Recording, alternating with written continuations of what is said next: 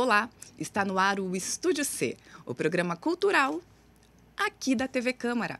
E nesta edição eu recebo Reinaldo Feres, que é biólogo, escritor e fotógrafo dedicado a registrar a natureza. Reinaldo, muito obrigada pela participação, pela presença aqui conosco. Eu que agradeço a oportunidade. Vamos iniciar. Bom, antes mesmo do escritor e do fotógrafo, a cidade te conhece muito, Reinaldo, como professor Reinaldo, professor da Unesp.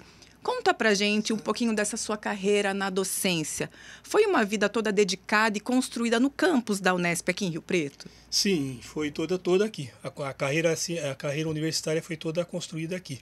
Eu cheguei aqui em outubro de 84 e a partir daí, já com um mestrado pronto, a partir daí já entrei na docência e ao mesmo tempo fiz o meu doutorado, né? E fiz carreira toda aqui, chegando à livre docência já mais para o final da carreira. Que bacana. E o senhor é de onde? E veio direto mesmo para iniciar essa carreira acadêmica? Exato. Aqui? A minha cidade natal é Lençóis Paulista, perto de Bauru ali, Botucatu. Né? Eu fiz meu curso de Ciências Biológicas no campus da Unesp de Botucatu. E só em 84 é que eu vim para cá. Não conhecia a cidade. Nada? Nada. Para mim foi uma surpresa. Vim para cá já assinando o contrato. Adorei a cidade logo de início. A hora que eu cheguei nela, assim, já me apaixonei. De cara? De cara. Então, foi muito bom. Foi uma experiência fantástica. Quando eu fui contratado aqui, eu fiquei um pouco, assim, chateado em termos, porque eu tinha um contrato correndo em Botucatu também. Olha só! Estava concomitante. Aí saiu aqui primeiro. E, lógico, lá por questão de facilidade, proximidade, eu conhecia tudo, né? Já estava com tudo engatilhado ali. Eu achei, puxa vida, né? Não poderia ter acontecido contar, mas para mim foi excelente, foi ótimo. A história aqui foi, eu acredito que foi o melhor que podia ter acontecido. Que bacana. Professor, e hoje? O senhor é aposentado lá da Unesp, ainda de alguma forma trabalha na pós como um professor voluntário? Como é que é hoje? Então, eu me aposentei em 2016. Já tinha até tempo antes para me aposentar, fiquei mais um tempo. Me aposentei no final de 2016. E aí fiquei como voluntário no curso de pós-graduação até 2018. Olha só. Terminando alguns compromissos com orientações e tudo. E aí resolvi realmente parar para me dedicar a uma série de hobbies que eu já vinha desenvolvendo e eu achei que eu queria ter tempo para isso. Que bacana. E o senhor foi construindo uma carreira artística, né? Literatura, fotografia. Também, porque era uma coisa que eu fazia já desde de jovem, desde moleque. Eu era muito curioso, gostava muito de fotografia, gostava muito de arte oriental. Olha só! Eu tinha umas coisas assim. E aí eu fui lendo, fui desenvolvendo isso ao longo da minha vida. Mas só que assim, em termos teóricos, porque a profissão... Tomava conta de tudo, né, professor? Tomava conta de tudo, era muito puxado a carreira. Então, isso foi sendo feito assim em horários de folga, mas sem muita constância. Ok. Né? E isso eu consegui fazer depois de aposentado. Aí eu empenhei meu tempo mais nisso. Era isso mesmo que eu ia te perguntar. Em que momento o senhor consegue ver um marco que o senhor acaba atrelando esse seu conhecimento científico, esse trabalho do senhor na academia, e que todo esse conhecimento passa também a extravasar e entrar nas suas obras artísticas? Então, como é que as suas fotos de natureza, as suas fotos de aves acabam ganhando corpo, né? Em que momento foi isso? Foi realmente a partir dessa aposentadoria? Foi um pouquinho antes, foi um preparatório da aposentadoria. Porque eu fiquei preocupadíssimo também, assim, né? Que parar de trabalhar nunca foi uma perspectiva de vida para mim, ficar parado. Eu sou muito ativo, não saberia como fazer isso. E aí eu fui testando. Tanto que eu tinha umas licenças prêmio, que eu não tinha. Tirando. Fui tirando e fui me afastando para ver como é que eu me sentia longe da universidade e como é que eu me virava com outras atividades. Então, eu testei primeiro, eu experimentei essa vida de aposentado, não tão aposentado assim, né? E aí eu fui testando esses hobbies que eu já tinha, coisas de infância, né, que eu não tinha desenvolvido. Fotografia, por exemplo, era coisa de infância. Eu Tinha câmerazinhas de plástico que meu pai comprava para mim, a gente não tinha tanto recurso assim. Exato. Então, comprava filminhos lá de 12 poses, quando eu conseguia de 36 era uma Era festa. o máximo, né? Era uma festa. Então, eu fui testando isso devagarzinho. Depois, em 2019, foi que realmente eu comecei a falar, não, agora eu posso, acho que, começar a trabalhar nisso. Aliás, 2009. 2016 me aposentei. 2009, 2010, eu falei, não, eu vou começar a investir nisso. E aí comprei uma câmerazinha Cybershot de super zoom, e eu já tinha uma coisa com aves também, não era a minha área de pesquisa, muito pelo contrário, minha área de pesquisa é acarologia, é um bichinho muito pequenininho, são os ácaros, não tem nada invertebrado, não tem nada a ver com... Mas era uma coisa que eu tinha, né? Gostava muito de aves, tinha um interesse. E falei, puxa, eu não sei identificar a ave, como é que eu vou identificar? Eu vou juntar com fotografia, porque com fotografia eu chego num na guia, pesquisa, uma comparação ali, né? Identificar. E foi assim que eu comecei, fotografando, identificando, comprando guias, fui me virando. E aí juntei um arquivo grande de fotografias. O Jorge Etcheber, na época, viu parte desse arquivo, ele adorou o arquivo e ficou, vamos fazer uma exposição. Nós até registramos, né, professor? Exatamente, foi em 2016. Quando me aposentei, a primeira atividade que eu fiz foi essa exposição. Professor, e conta como é que é fotografar aves? Porque, assim, super ligeiro. Quando você viu, já foi. Como é que é esse clique? O senhor tem que ficar esperando muito. Como é que é esse trabalho? É uma aprendizagem também, porque eu fotografei muito galho, muita folha. Você pensava que ia fotografar o passarinho, já não estava mais lá. Inclusive, eu saí um dia com uma colega meu divertido, assim, a gente foi fazer um levantamento de campo num sítio que precisava ser feito, e ele foi comigo, eu levei a câmera, falei, deixa eu ler, pelo menos fotografa a fauna, tal, a flora. E comecei a fotografar as aves e ele viu a dificuldade dos bichos pulando, voando e tal. Ele falou, Reinaldo, por que você já não traz uma espingarda? Ele brincou comigo. Meu Deus. Meu Deus do céu, não é bem por aí. É completamente diferente. Mas foi uma brincadeira, a gente deu muita risada com isso. Professor, e onde o senhor fotografa? O senhor acaba se deslocando para áreas onde isso seja mais fácil, área rural, ou até mesmo parques de observação de pássaro, ou mais em ambiente urbano mesmo no seu dia a dia? Hoje, na verdade, tudo isso. Mas eu comecei fazendo na represa municipal. Eu moro num condomínio em frente ao Lago 3. Então eu comecei de manhã, saía de casa com a câmera e tal, ia lá para a represa. Passava horas lá fotografando. E lá pelo menos já foi, né? Porque agora a urbanização afetou ali, né? Pegou muito ali. Então eu fotografei muito ali, fiz vários registros interessantes ali. E depois também eu comecei a mesclar com fotografias no campus porque é um lugar seguro, fechado. Verdade. Eu ia lá com câmeras caras, na época já tinha comprado uma câmera profissional, teleobjetiva grande, chama atenção. Então eu comecei a ir pro campus da Unesp mesmo. Tipo hobby mesmo, não tinha pretensão nenhuma, eu queria aprender a identificar aves, registrar e identificá-las. Essa era a minha pretensão, única. E aí um belo dia eu estava no campus fotografando, aí passa um carro, e era o diretor na época, professor Seron. Ele estacionou o carro, ele me viu com aquela câmera grande, enorme, né? Chama atenção, e ele falou, Reinaldo, o que você está fazendo aí? Eu falei, olha, eu estou fotografando ave, então, mas ele sabia que eu não tinha nada a ver com aves, ele conhecia a minha área de pesquisa. Ele falou, mas por que você faz assim? Eu falei, é hobby, fim de semana eu venho aqui, porque é mais tranquilo, não tem muita gente andando, elas estão mais tranquilas, eu fico fotografando. Deixa eu ver. Mostrei algumas no visor da câmera, mas onde é que você põe isso? Aí eu deposito registro as aves e ponho no site da Wikiaves, Facebook, Instagram, na época ainda não tinha. Aí falei, mas eu coloco ali e tal. Eu vou ver. Aí ele viu, na semana seguinte ele me encontrou comigo no corredor, Reinaldo, você vai fazer um livro. Eu falei, como? Vai fazer um livro? Eu falei, não, eu não tem como fazer livro de aves, eu não sou ornitólogo. Isso aqui é um hobby, né? É hobby, é passatempo. Não, mas você vai fazer. Eu quero que você faça, porque a gente está precisando de um material para distribuir para visitantes do exterior que vêm aqui. A gente não tem nada de lembrança. Quase que um portfólio do campus. Do campus é importantíssimo, vai ser legal e tal e tal. E eu fiquei assustado com a ideia, porque falei, meu Deus, como é que eu vou fazer isso? Eu não tenho né, competência nessa área. E aí falei, deixa ele, isso não vai virar, acho que é uma ideia assim, né, de imediato, acho que vamos esperar. E aí ele me encontrava, quando eu ia em reuniões da congregação, me encontrava, Reinaldo, o livro, e começou a me cobrar muito o livro. Eu falei, puxa vida, eu vou ter que fazer isso. Vou ter que fazer.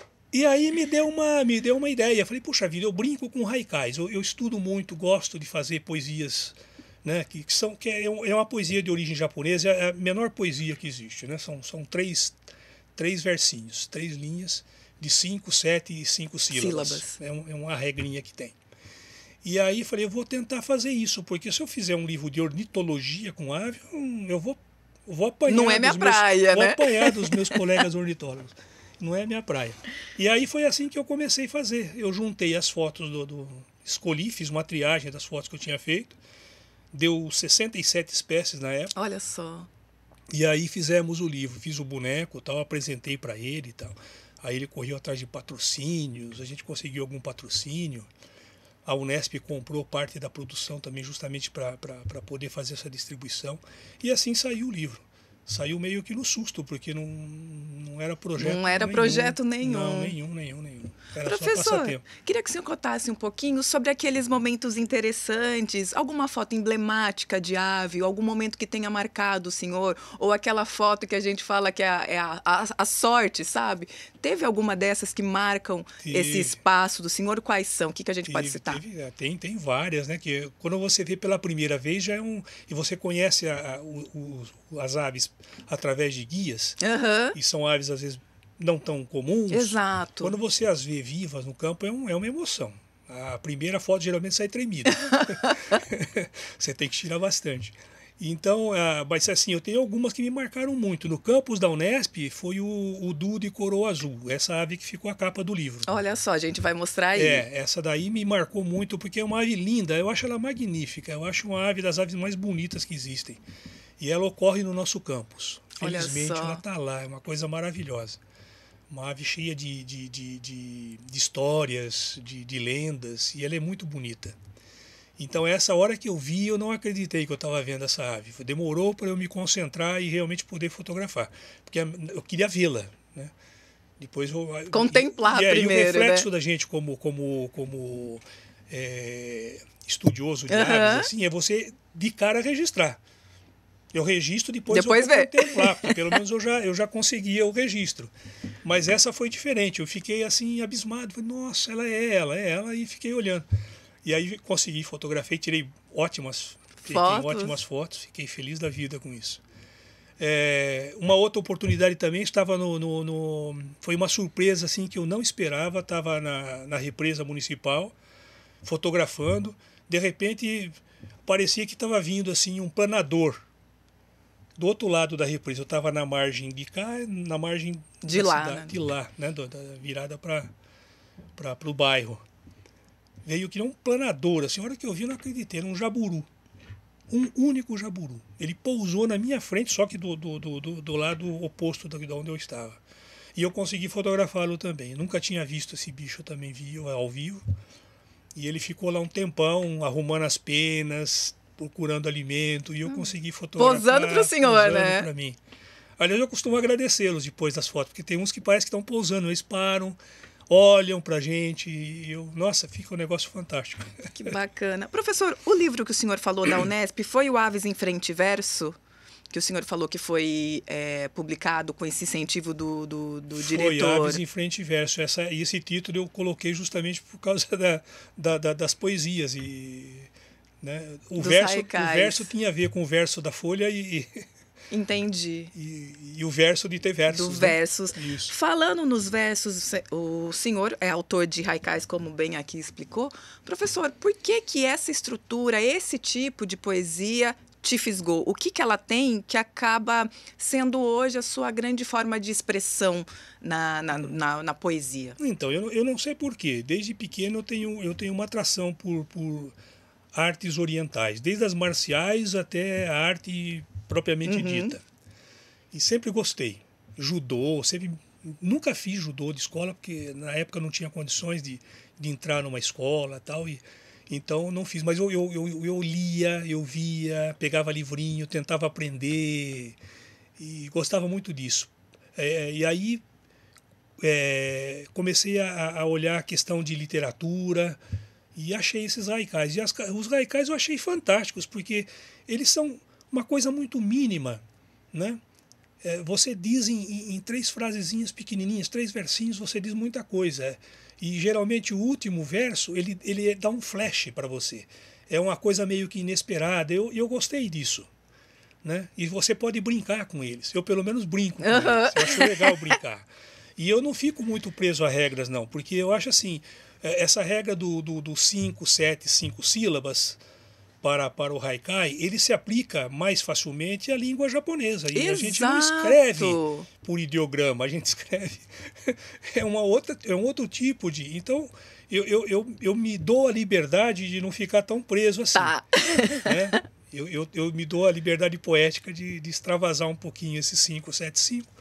Às vezes dá certinho, bonitinho, mas às vezes não, mas fica bonito o verso e eu falo, não, esse eu isso aí mesmo, é a minha licença poética. Vai ser desse jeito, a licença poética. Professor, o senhor também é autor do livro Zoe Poesia, haikais, poemas e animais. Como é que surgiu essa ideia? Como é que foi o proceder, né, até chegar a esse livro? Então, isso foi interessante, porque é uma coisa interessante que tem a ver com a minha história de vida, tem que ver até com a minha vinda para cá. Olha só. Talvez eu até adiante alguma pergunta sua. Não, pode. Mas quando eu vim para cá, eu vim de um campus da Unesp que só tinha a área das biológicas. Era medicina humana, medicina veterinária, agronomia e biologia, ciências biológicas, bacharelado e licenciatura. Eram esses os cursos. E foi assim do meu começo até meu fim de graduação. Quando eu vim para cá, eu encontrei assim o inverso do que eu tinha lá em Botucatu. Porque em Botucatu era uma cidadezinha pequena, se eu comparar com aquela bem pequena, e o campus era imenso, era enorme. O campus era muito grande. Acho que 50% da população tinha relações diretas com o campus. Então era super conhecido na cidade, todo mundo conhecia. Quem não era funcionário usava veterinário, usava medicina, né? Então quando eu cheguei para cá, aqui, o campus já não era tão conhecido. Eu perguntei, inclusive, quando eu cheguei aqui, fui pegar um ônibus no centro para ir para a Unesp para assinar meu contrato. O pessoal, Unesp? Não tem Unesp aqui. 84. Olha só. Né? Então fazia pouco tempo que tinha Unesp. A Unesp foi fundada em 74.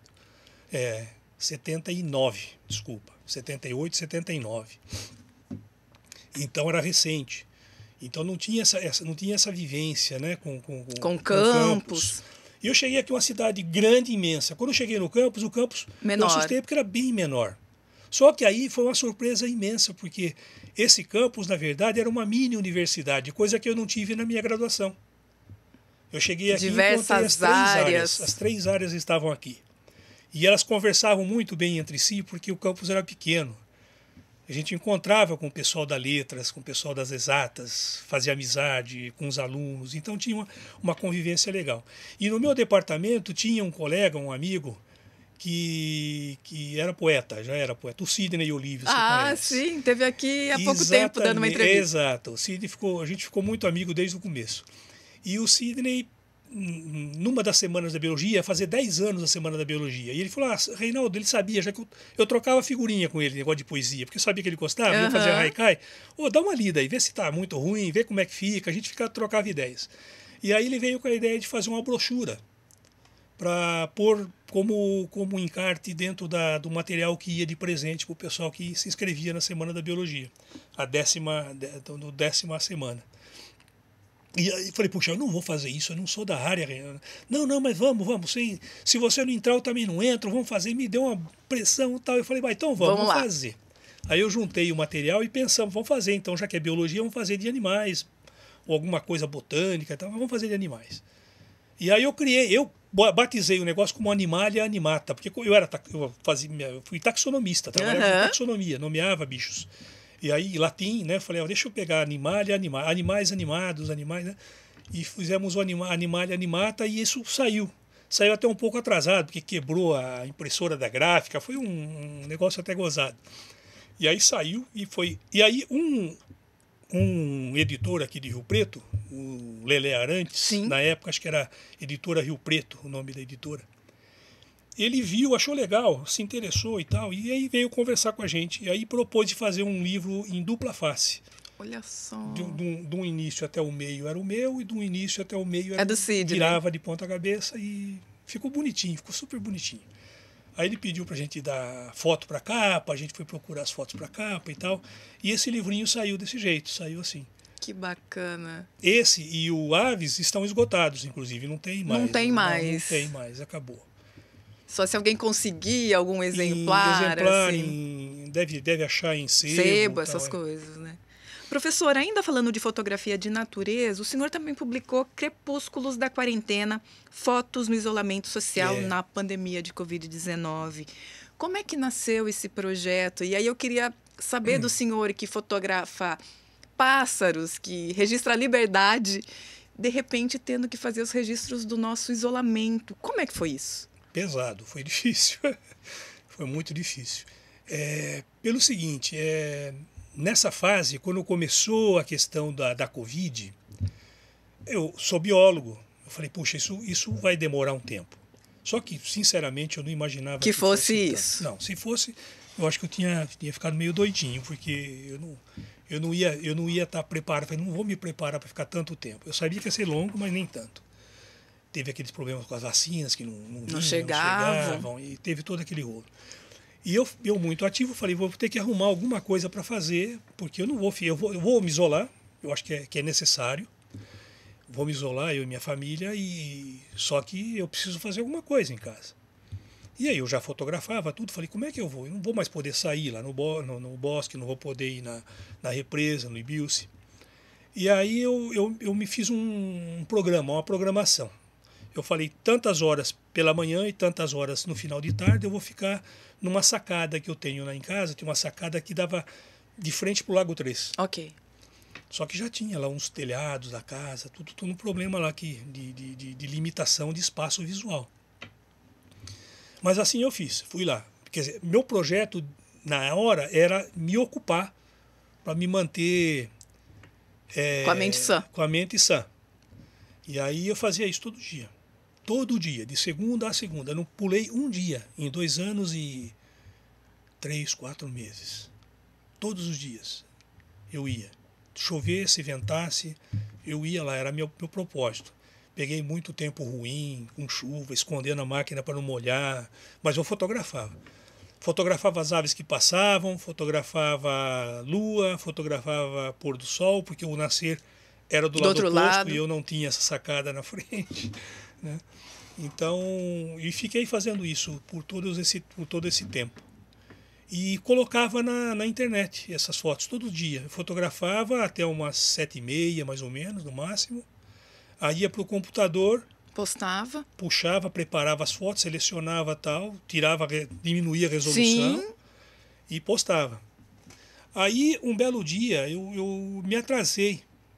Meu neto estava em casa, a gente estava brincando e tal, eu me atrasei um pouquinho. Até ele me salvava. Quando ele ficava em casa, ele ficou um tempo isolado com a gente lá, o meu neto mais novo, e ele me ajudou bastante, porque às vezes eu terminava de fotografar e ele via mudança brincando no quintal, ele via, vô, mudou a cor, pô. Vai lá registrar. Ele era pequenininho ainda. Eu saía, pegava de novo e terminava. Então, algumas fotos do livro foram alertas dele, porque eu já estava lá trabalhando, não tinha visto. Eu achava que não ia mudar mais. Falei, deixa eu já. Terminou, né? Terminou. E ele, não, vó, tem um negócio legal aqui. E eu fotografava e voltava para fotografar. E um desses dias eu atrasei por isso. Eu saí de novo e parei. E aí eu vi que mandaram mensagem para mim. Não vai ter pôr do sol hoje? Aí eu falei, caramba. E eu tinha notado já que algumas pessoas, eu acabava de pôr, curtia. Falei, elas estavam esperando. Eu falei, será que tem gente esperando? Nesse dia confirmou.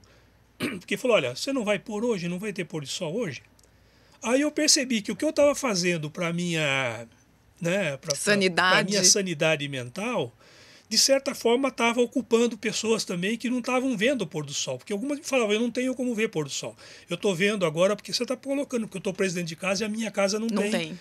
Não tem direcionamento, não tem isolamento com casas na frente, eu não consigo ver.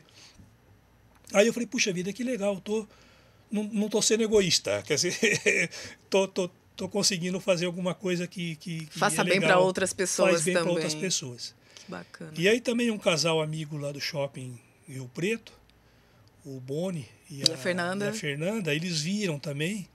E aí logo mais para o final da pandemia, já estávamos todos vacinados, estava finalizando a pandemia, ela propôs de fazer uma exposição fotográfica lá.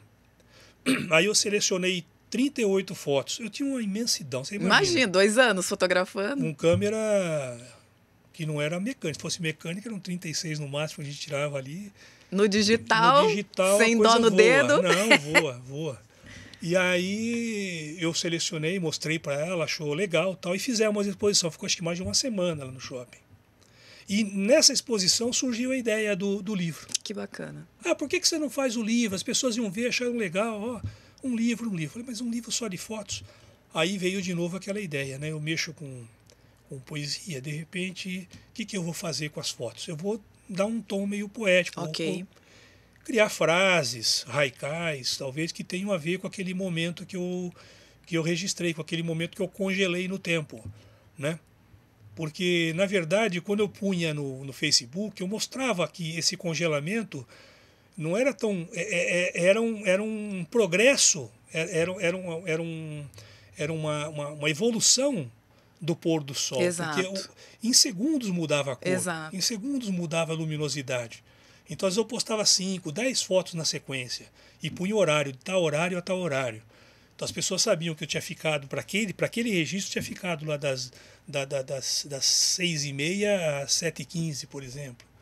Né? Isso tem, no livro tem tá horário tudo registrado, que né? eu tirei a foto. Aí você perguntava, como é que você põe 7h41? É porque a câmera registra. Então eu falei, não é preciosismo, é que está lá, é 7h41. O registro da câmera está lá. Que bacana. Professor, aí o senhor, além de haikais, de fotos, escreve também crônicas, reflexões e faz uma trilogia, a trilogia Filo Pensar. Então, como é que foi isso? Isso já foi mais tardio, né? Mas também ocorreu na pandemia. Também foi uma situação da pandemia, porque eu tinha muita coisa escrita, coisa de 79, Nossa! 81. Escrevia, punha em caixinha de papel. Antes de ter computador, sim, eu punha em gavetas, estava lá. E algumas coisas depois eu comecei a gravar, logicamente salvar digitava frases, né? Digitava textos. Muitas vezes, a maioria das vezes, irritado com algum problema político, social. Eu tenho muito disso, às vezes eu me irrito e para extravasar eu escrevo, me faz bem. As pessoas não precisam nem ler o que eu escrevo. O fato de eu escrever já me dá um certo alívio. Né? Mas às vezes eu ocupo minha esposa com isso, coitada. Lê aqui para mim. Ela é a primeira que lê as confusões que eu armo. E aí eu faço dessa forma. Então eu tinha muita coisa. E essa ideia foi da minha esposa. Ela me falou, Reinaldo, você está fotografando, eu sei que você está se ocupando com isso, você gosta, mas você está tendo uns momentos de tranquilidade, assim, que você não está fazendo. Por que você não aproveita e pega esse material, reúne, edita, né? Nossa, mas são tantas coisas tão diferentes, mas vou pensar nisso. Aí pensei e achei um norte, né? Para fazer isso. E assim eu fiz o primeiro. A ideia era fazer um livro, mas ficou muita coisa ainda amontoada lá, e coisas que eu ainda estava escrevendo ainda. E aí mais novas, recentes também, né? Tinha coisas novas, inclusive do próprio processo da pandemia. Eu escrevi muito, processo político, eu escrevi muito. E é um livro assim que pode talvez entrar em choque com muita gente, acho que entrou e deve entrar e entra ainda, por causa de posições políticas, mas na verdade não é uma posição política simplesmente, é posição social, humanística, né?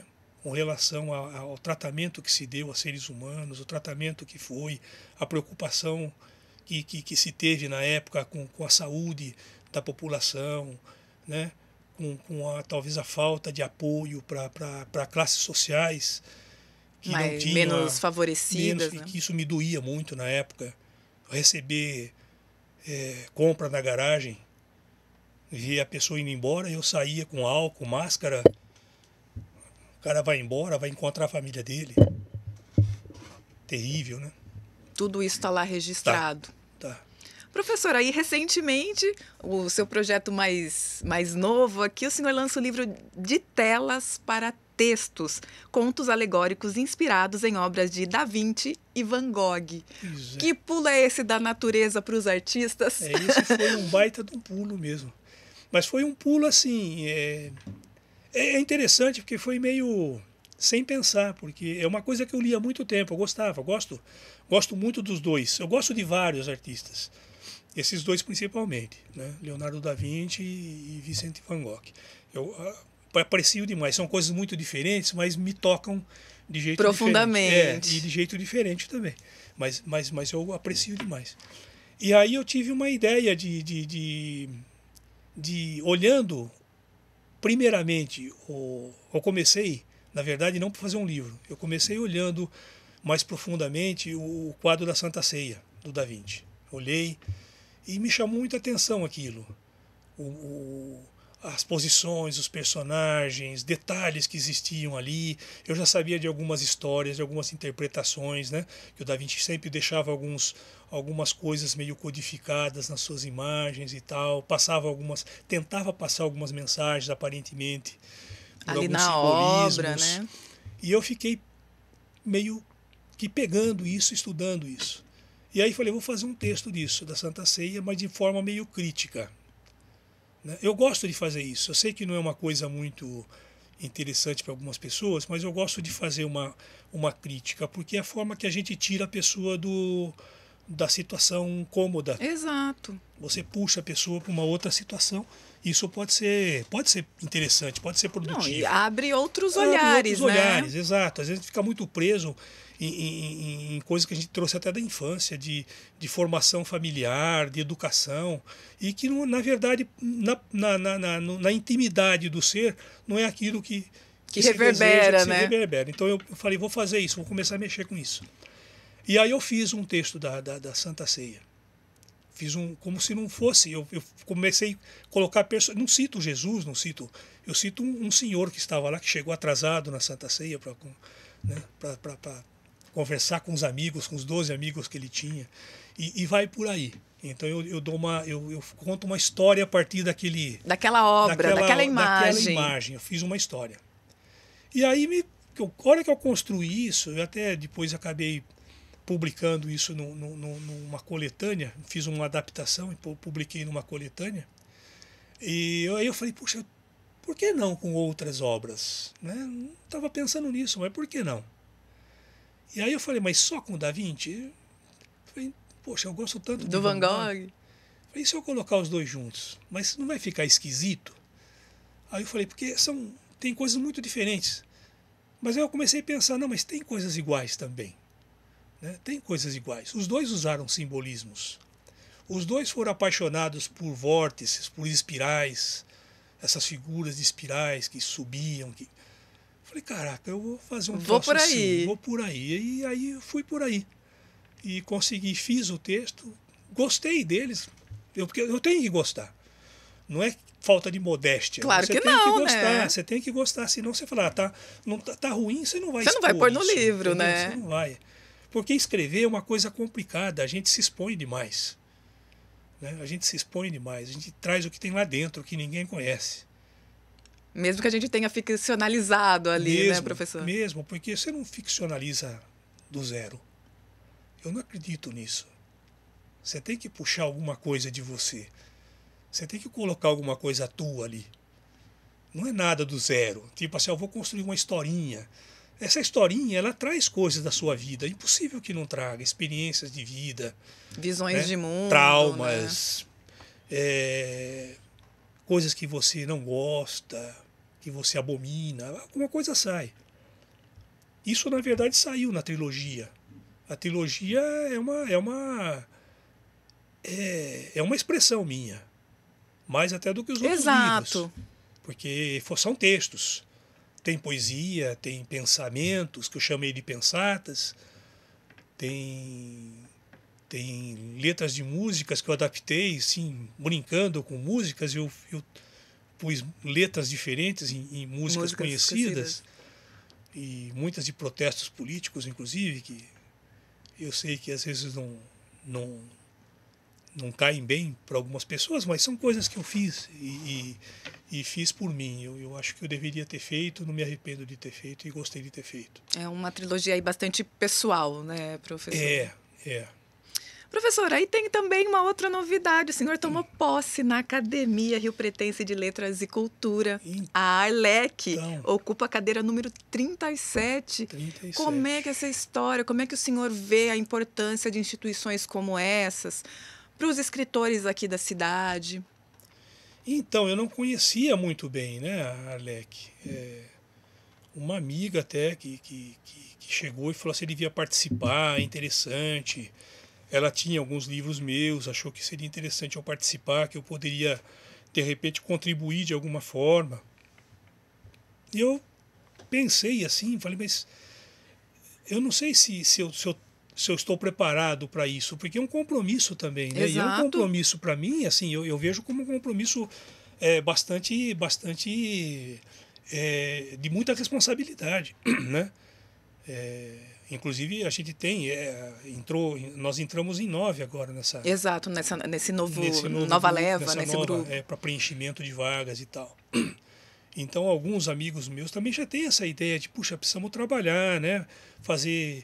Tornar a Arlec mais popular, mais popular do sentido de mais próxima, né? Próxima da população, de saber da importância dela, até para que elas saibam da importância dos artistas que existem na cidade. Né? Não só da Arlec. Né? Então, essa é uma ideia. E eu achei que podia ser interessante estar lá e tentar contribuir dessa forma. E não vou dizer para você que eu não fiquei surpreso de ser eleito. Fiquei mesmo assim, porque eu mandei assim, despretensiosamente. Tem muita gente que deve mandar, que tem, né, talvez, mais produção, ou uma produção mais importante. Não sei. Falei, e eu fiquei surpreso. Mas a surpresa maior minha nem foi até... Logicamente foi a surpresa de ter sido eleito ali, mas a surpresa maior foi de eu ter recebido uma cadeira como patrono. Né? Isso me surpreendeu. Eu nem sabia que tinha isso. Quer dizer, que tinha pessoas que ocupavam as cadeiras, que eram ocupantes, que tinham os patronos. Né? Exato. Eu desconhecia isso. Era uma ignorância minha, confesso. E eu fui surpreendido com isso. O que aumentou a responsabilidade no meu modo de entender. Né? O que me aumenta a responsabilidade. Eu vou ter que me dedicar bastante. A esse trabalho, trabalho. Eu acho que sim. Falando em trabalho, professor, o que essa mente inquieta já está planejando? O que já vem de novo por aí? Tem alguma coisa que o senhor já pode adiantar para gente? Já o quê? De novos projetos? Não precisa dar um spoiler assim tão claro, né? Se não quiser. Eu não paro. Mas está indo na linha do último livro. Os artistas. Está indo na linha do último livro. Só que ele não vai ser... Eu já adianto que não vai ser dessa forma. Não vai ser na forma de interpretação de obras.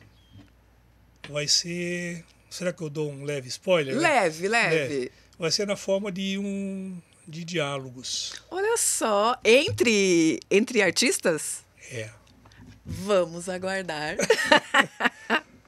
Que bacana. É um projeto ousado, eu acho, porque foi difícil de ser construído. Ele já está, eu diria assim, com talvez meio construído. E foi tão difícil para mim desenvolver a ideia que eu tive que fazer o final antes de ter o meio do livro. Porque eu falei, se eu não tiver o final, eu não sei para onde eu vou caminhar aqui. Eu não sei como fazer isso, porque ia ficar muito abstrata a coisa. Eu tinha que dar um corpo para isso, então eu tive que amarrar o final para saber como vai ser construído então até lá. Então eu tenho o final está pronto.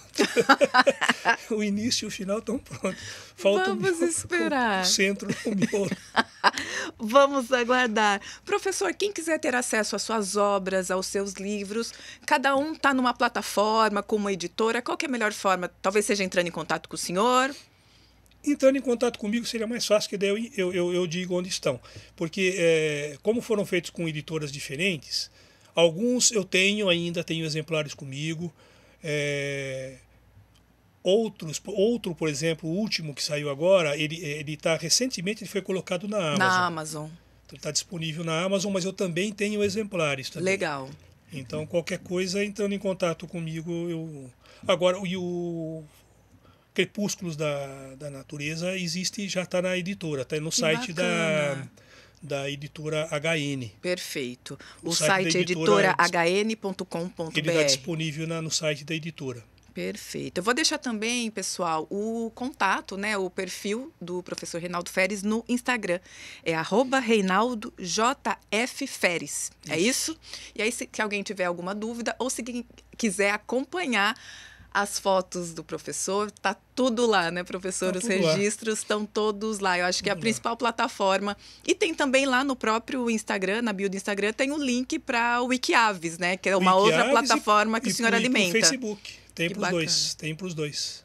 Perfeito. Professor, muito obrigada pela participação. que Estamos agradeço. aguardando aqui os novos projetos. Assim que tiver pronto, só avisar que a gente divulga. Te aviso. Tomara Muito que obrigada. termine logo. Muito obrigada. Eu que agradeço. Esta edição do Estúdio C termina aqui. Se você quiser rever este programa, basta acessar o nosso canal no YouTube. Estamos lá como TV Câmara Rio Preto.